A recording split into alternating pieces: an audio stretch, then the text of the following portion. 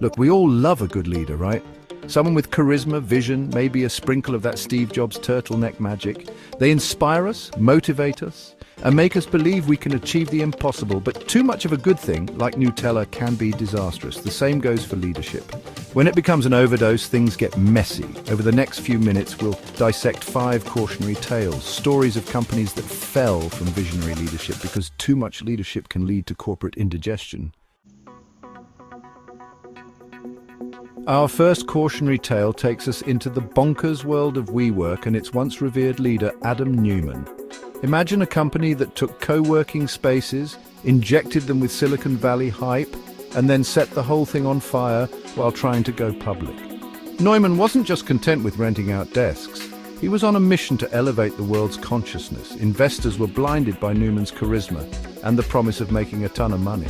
They ignored the fact that WeWork was hemorrhaging cash and that Neumann's leadership style was more akin to a benevolent dictator than a CEO. The entire business model seemed to be held together by duct tape and positive affirmations. Our next stop takes us to the world of biotech, where Elizabeth Holmes, armed with a Steve Jobs-inspired black turtleneck, convinced the world she had revolutionized blood testing. Holmes was a master at selling a vision, speaking with such conviction that people threw billions at Theranos without asking if the technology actually worked.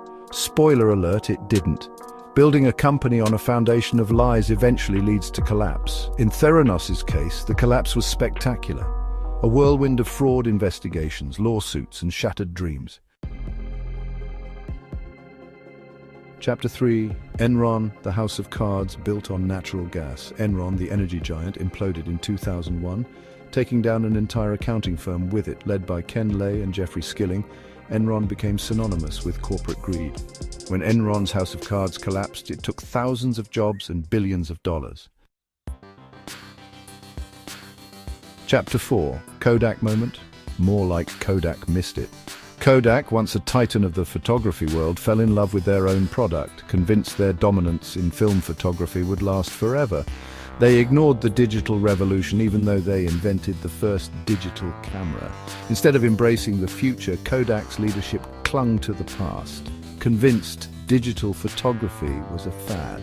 They missed the boat, and Kodak, once a behemoth, was left clinging to the wreckage of their outdated business model. Even companies with heartwarming slogans aren't immune to the perils of too much leadership. Chapter 5. Uber, when the destination justifies any means necessary. Our final stop takes us to Uber and its former CEO, Travis Kalanick. Kalanick was a brilliant entrepreneur who turned a ride-hailing app into a global behemoth. But his leadership style was characterized by a reckless disregard for rules, regulations, and basic human decency. Kalanick fostered a culture of aggression, where winning at all costs was the only thing that mattered. Uber expanded at a breakneck pace, disrupting the taxi industry and attracting billions in investment. But eventually the scandals piled up, lawsuits mounted, and even Uber's board realized that having a CEO who courted controversy wasn't the best look. Outro: the leadership hangover. So, what can we learn from this parade of corporate mishaps? Leadership, while important, isn't a magic bullet. Too much charisma and vision combined with hubris can be a recipe for disaster. True leadership requires humility, accountability, and a willingness to listen to dissenting voices. The best leaders empower their teams, build sustainable systems, and know when to get out of the way. A little skepticism never hurt anyone, but blind faith in a corporate cult of personality, that's a recipe for a hangover that even the strongest kombucha can't cure.